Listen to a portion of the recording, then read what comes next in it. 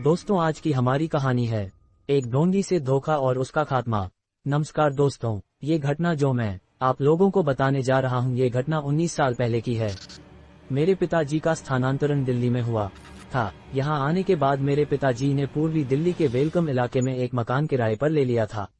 नई जगह में जिंदगी सामान्य करने में थोड़ा वक्त लगा, मगर समय के साथ सब सामान्य हो गया।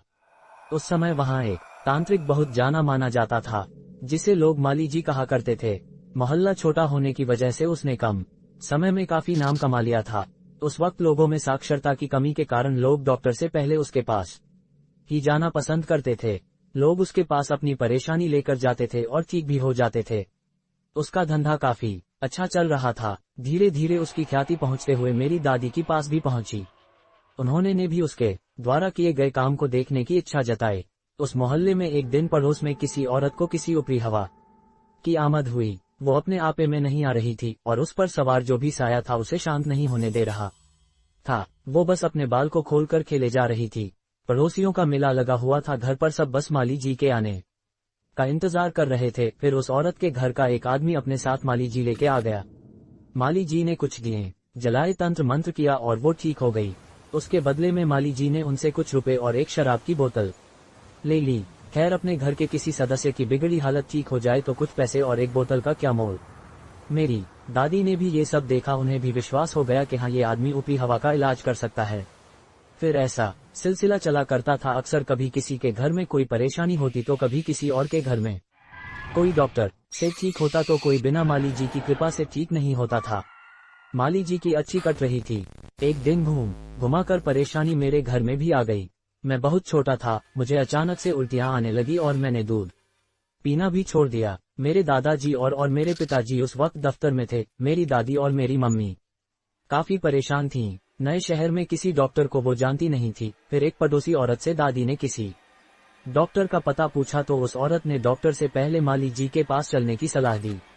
लोगों को अक्सर मोहल्ले में परेशानी हो जाती थी। हो सकता है मैं भी किसी चपेट में आ गया हूँ। ऐसी दलीलें सुनकर मेरी दादी माली जी के पास चलने को तैयार हो गई। माली अपने घर में बैठा कुछ पूजा पाठ कर रहा था। उसने पहले मुझे देखा, कुछ दिए जलाए, लाल फूल मंगवा कर कुछ क्रिया की और अपना मंत्र वगैरह पढ़े। फिर दादी से पूछा, आप बच्चे को कहीं बाहर लेके बैठी थी कल शाम के वक्त? हाँ, दादी ने जवाब दिया। जहाँ आप बैठी थी वहाँ से पूर्व दिशा की और किसी ने क्रिया करके अपनी चीज वापस करी थी और ये बच्चा बीच में पड़ गया, इसलिए इसे ये परेशानी हो रही है। माली ने अपना सामान वहाँ से हटाते हुए कहा। फिर ये कैसे ठीक होगा? कोई इलाज है क्या इसका? दादी ने परेशान होकर माली से पूछा। ये चीज थोड़ी जिद्दी है, ये बिना भोग लिए नहीं जाएगी। आप एक काम करो, एक बोतल शराब और एक बकरे की कलेजी का थान मंगवा लो। कल तक तुम्हारा बच्चा बिल्कुल ठीक हो जाएगा। माली ने दादी को समाधान के तौर पर यह बात बोली। ठीक है, हम तो जानते नहीं हैं, मेरा छोटा बेटा आपको ये चीज दे जाएगा, दादी ने माली से कहा और फिर वहां से वापस अपने घर आ गईं। दादी ने घर आकर मेरे चाचा जी को कुछ पैसे दिए और एक शराब की बोतल और एक बकरे की कलेजी का थान माली के घर पहुंचा दिया। मेरी तबीयत अभी भी ठीक नहीं था। मम्मी ने जब इस बारे में दादी से पूछा तो उन्होंने कहा कि किसी तरह आज रात कट जाए, सुबह तक ठीक हो जाएगा, ऐसा बोल है माली जी ने। और मेरे पिताजी से इस बात को करने को दादी ने मना कर दिया। उसकी वजह ये थी कि पिताजी इन सब बातों पर जरा भी विश्वास नहीं करते थे। दादाजी तो थोड़ा बहुत कर भी लेते थे, इसलिए सभी को सख्त हिदायत दी गई कि ये बात पिताजी के सामने न आए। खैर, शाम हुई और पिताजी घर आए। उन्होंने मुझे बीमार देखकर मुझे उठाया और डॉक्टर के पास ले गए। डॉक्टर ने कुछ दवाइयां दी और एक इंजेक्शन लगा दिया, जिससे मैं सो गया और फिर सुबह तक सोता ही रहा। सुबह उठा तो मैं ठीक था। अब दादी इसे माली का चमत्कार समझ रही थी और पिताजी डॉक्टर की दवा का असर। मोहल्ले के औरतों में अब मेरी दादी भी उस समूह में शामिल हो गई थी जो माली पर विश्वास करती थी। उस दिन के बाद से मेरे घर में अजीब ही हो गया। कभी मैं बीमार पड़ जाऊं तो कभी मेरा भाई।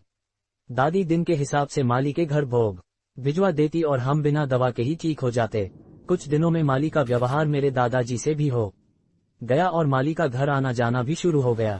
मेरे पिताजी अभी भी इस बात से अनजान थे। माली जब भी आता, दादाजी उसे अपना मित्र बताकर पिताजी से भी अभिवादन वगैरह करवा देते, मगर बताया कभी नहीं कि ये आदमी क्या करता है। एक दिन की बात है, मेरी मम्मी को थोड़ा चक्कर सा आ गया खाना बनाते वक्त और वो वही बेहोश हो गईं। जब मम्मी को होश आया तो उन्होंने बताया कि शायद गर्मी ज्यादा लग रही थी, इसलिए थोड़ा चक्कर आ गया। मम्मी को ये बात सामान्य लगी क्योंकि उन्होंने सुबह से कुछ खाया भी नहीं था और कामकाज में लगी हुई थी, मगर दादी ने इसे कुछ ऊपरी भला समझा और माली से इस बारे में बात करने की ठान ली। ये बात उन्होंने दादाजी को बताई। दादाजी ने भी सोचा शायद कोई बात हो, क्योंकि दोनों में से किसी को नहीं पता था कि मम्मी ने सुबह से कुछ नहीं खाया था। उन्हें लगा कि अचानक इस तरह बेहोशी आना कोई मामूली बात नहीं है। फिर दादा दादी ने मिलकर ये बात माली से पूछने की ठान ली और माली को बुलवा लिया। माली भी झट चला आया। आखिर एक आवाज में उसे भोग जो भिजवा दिया जाता था।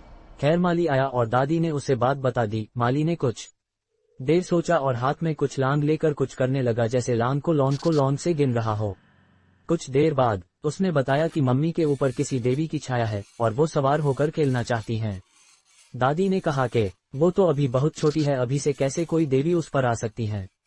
माताजी, ये तो देवी की महिमा है न, जाने कब किस पर दयाल हो जाएं। अगर उन्हें रोका गया तो शायद वो आपके परिवार को कष्ट देना शुरू कर दें। उद्धरण चिन्ह। माली ने दादी की बात का उत्तर इस तर्क के साथ डराते हुए दिया। अब दादा दादी के पास कोई और चारा न बचा। उन्होंने माली के कहे अनुसार पूजा करवाने का मन बना लिया, लेकिन अगले दिन रविवार था और पिताजी उपस्थिति में ये मुश्किल ही था, इसलिए पूजा सोमवार को रखी गई। दादी को भी यही लगा कि शायद इसलिए बच्चे बार बार बीमार हो जाते हैं क्योंकि देवी आना चाहती हैं। पूजा में इस्तेमाल होने वाले सामान का बंदोबस्त दादाजी ने कर दिया। माली जी का आगमन हुआ। उन्होंने अपना पूजा पाठ का सारा सामान सजाकर पूरा माहौल तैयार कर लिया था। फिर दादी ने मम्मी को बुलाया। ना चाहते हुए भी मम्मी को जाना पड़ा। आखिर सास ससुर की बात कोई बहू कैसे टाल सकती है। फिर माली ने कुछ दिए जलाए और लाल फूल और कोयले की आग में कुछ लोबान और घी गुड़ डालकर कुछ मंत्र पढ़ने शुरू किए और दादा दादी को भी बोल के मन ही मन माता का आवाहन करो। सो दादा दादी करने लगे। कुछ देर बाद मम्मी पर कोई सवारी आई और जय जय गूंजने लगी। काफी प्रचन्नता के साथ मम्मी पर उस सवारी का असर था। खेलते खेलते हाथों की चूड़ियां टूटकर हाथों में कई जगह लगी गईं और खून निकलने लगा। दोनों हाथ लहूलुहान हो गए। इसी प्रचन्नता देखकर दादा दादी पेट के बल लेट गए और श्रद्धा से प्रचन्नता की जगह सौम्य रूप की प्रार्थना करने लगे। फिर माली ने कुछ मंत्र बुदाते हुए लोटे में रखे पानी को हाथ में लिए और मम्मी के ऊपर फेंक दिया। इससे खेलना रुक गया और मम्मी एकदम से पीछे गिर गईं। कुछ देर बाद मम्मी को होश आया तो दादी ने मम्मी को उठाया और अंदर ले गईं और हाथ में दवा वगैरह लगा दी। फिर सारी बात बता दी कि क्या क्या हुआ था, क्योंकि मम्मी को तो तब होश ही नहीं था। इधर माली ने दादाजी से कहा कि अब तो आपको घबराने की कोई बात नहीं है, अब तो देवी स्वयं आ गई हैं आप लोगों की रक्षा के लिए। दादाजी ने अनमने मिजाज से इस बात को स्वीकार किया और माली को विदा कर दिया। दादा दादी इस बात को लेकर परेशान थे कि अगर इसी तरह हर बार सवारी आई तो बहू को बहुत कष्ट होगा। हमारे परिवार में तो कोई कुल देवी भी नहीं, तो फिर ये सवारी कैसे आ गई। शाम को जब पिताजी घर आए तो उन्होंने मम्मी के हाथों में चोट के निशान देखे और फिर दादी ने सारी बात पिताजी को बता दी।